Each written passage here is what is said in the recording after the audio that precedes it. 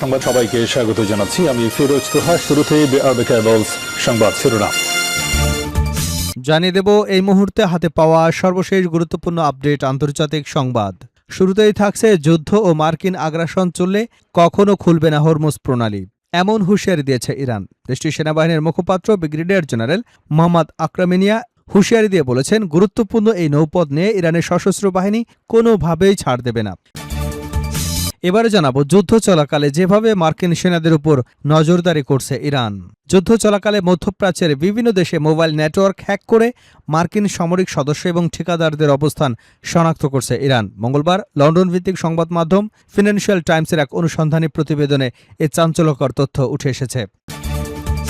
এদিকে যুক্তরাষ্ট্রকে জলদস্যু আখ্যা দিয়ে কড়া বার্তা ব্রাজিলের প্রেসিডেন্টের। যুক্তরাষ্ট্রের প্রেসিডেন্ট ডোনাল্ড ট্রাম্পের হরমুজ প্রণালী দিয়ে চলাচলকারী জাহাজের উপর 20% ফি আরোপের পরিকল্পনাকে জলদস্যুতা আখ্যা দিয়েছেন ব্রাজিলের president Luiz Inacio Lula da Silva. সোমবার সাও পাওলো অঙ্গরাজ্যে এক জনসভায় একথা বলেন তিনি। জানাবো লেবানন থেকে ইসরায়েলের সেনা প্রত্যাহার নিয়ে আসছে নতুন সিদ্ধান্ত। দক্ষিণ লেবাননের দুটি পরীক্ষামূলক অঞ্চল নিয়ে সমঝোতা বাস্তবায়নে ইসরায়েল প্রস্তুত বলে জানিয়েছে দেশটির পররাষ্ট্রমন্ত্রী গিদিওন সার। ইতালি রোমে লেবাননের সঙ্গে চলমান আলোচনা এ প্রক্রিয়াকে এগিয়ে নেবে বলে আশা প্রকাশ করেছেন তিনি। জানিয়ে দেব হামলা হলে পাল্টা আঘাত অনিবার্য, ইরানকে নেতানিয়াহুর হুঁশিয়ারি। ইসরায়েলে ইরান নতুন করে কোনো হামলা চালালে কঠোর ও শক্তিশালী জবাব দেওয়া হবে বলে হুঁশিয়ারি দিয়েছেন ইসরায়েলের প্রধানমন্ত্রী বেঞ্জামিন নেতানিয়াহু। এবং সর্বশেষ জানাবো ইরানের মাহশহর এবং আবাদানে ফের মার্কিন বিমান হামলা। ইরান যুক্তরাষ্ট্রের চলমান উত্তেজনার মধ্যেই দেশটির খুজেস্তান প্রদেশের দুটি গুরুত্বপূর্ণ শহরে বিমান হামলা চালিয়েছে যুক্তরাষ্ট্র। ইরানের রাষ্ট্রীয় সংবাদ সংস্থা ইরনার বরাতে প্রদেশটির ডেপুটি গভর্নর ভালিউল্লাহ হায়েতি এ তথ্য নিশ্চিত করেছেন। এতক্ষণ শুনছিলেন সংবাদ শিরোনাম, এবার থাকছে পুরো সংবাদ। দর্শক, অনুরোধ থাকবে এই ভিডিওতে একটি লাইক দিন, কমেন্টস করে জানিয়ে দিন এই ভিডিওটি আপনি কোন জেলা থেকে দেখছেন এবং শুনছেন। ইরান ইসরায়েল ফিলিস্তিনি যুক্তরাষ্ট্র যুদ্ধে আপনি যদি মুসলিমদের সাপোর্ট করে থাকেন তাহলে চ্যানেলটি সাবস্ক্রাইব করে রাখুন। যুদ্ধ ও মার্কিন আগ্রাসন চললে কখনো খুলবে না হরমুজ প্রণালী, ইরান। তিনি বলেন, যুদ্ধ, শত্রুতা এবং মার্কিন আগ্রাসন চললে হরমুজ প্রণালী কখনো খুলবে না বলে হুঁশিয়ারি দিয়েছে ইরান। দেশটির সেনাবাহিনীর মুখপাত্র ব্রিগেডিয়ার জেনারেল মোহাম্মদ আকরামিনিয়া এ তথ্য জানিয়েছেন। গুরুত্বপূর্ণ এই নৌপথ নিয়ে ইরানের সশস্ত্র বাহিনী কোনোভাবেই ছাড় দেবে না।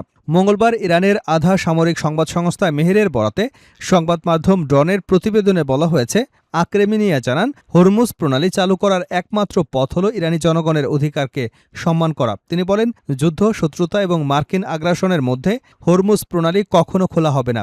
গুরুত্বপূর্ণ এই জলপথের বিষয়ে দেশটির সশস্ত্র বাহিনী তাদের অবস্থান থেকে সরে আসবে না বলেও মন্তব্য করেন ইরানি সেনাবাহিনীর এই মুখপাত্র।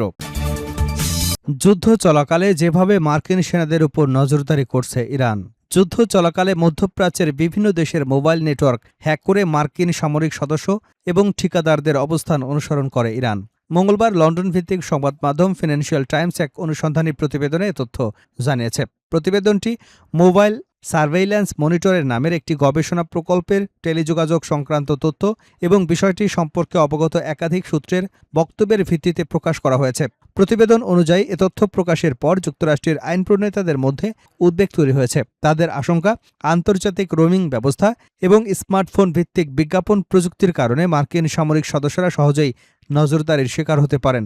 বিষয়টি সম্পর্কে অবগত এক ব্যক্তি জানান, উপসাগরীয় অঞ্চলে কর্মকর্তাদের সন্দেহ, ইরান বা তাদের মিত্ররা স্থানীয় মোবাইল অপারেটরদের রোমিং চুক্তির সুযোগে কাজে লাগিয়ে মার্কিন সেনাদের অবস্থান শনাক্ত করবার চেষ্টা করেছে। নাম প্রকাশে অনিচ্ছুক এক মার্কিন কর্মকর্তা বলেন, ইরান সংশ্লিষ্ট গোষ্ঠীগুলো বাণিজ্যিকভাবে ব্যবহৃত বিজ্ঞাপন সংক্রান্ত তথ্যভাণ্ডার ব্যবহার করে ইরানের কুর্দি স্বায়ত্তশাসিত অঞ্চলে মোবাইল ফোনের অবস্থান অনুসরণ করেছে। সাইবার নিরাপত্তা গবেষণা প্রতিষ্ঠান সিটিজেন ল্যাবের জ্যেষ্ঠ গবেষক গ্যারি মিলার বলেন, ইরানের কাছে তাৎক্ষণিক এবং ধারাবাহিকভাবে অবস্থান শনাক্ত করবার সক্ষমতা রয়েছে। মোবাইল নেটওয়ার্কের মাধ্যমে যুক্তরাষ্ট্রের ব্যবহারকারীদের অনুসরণে তারাই প্রযুক্তি ব্যবহার করছে।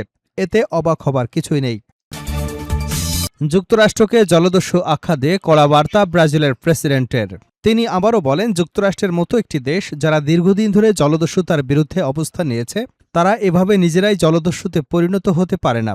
তিনি সতর্ক করে বলেন, এই সংঘাতের কারণে ব্রাজিলের শিম, চাল, টমেটো, পেঁয়াজের মতো নিত্য প্রয়োজনীয় খাদ্যদ্রব্যের পাশাপাশি জ্বালানির দামও বেড়েছে।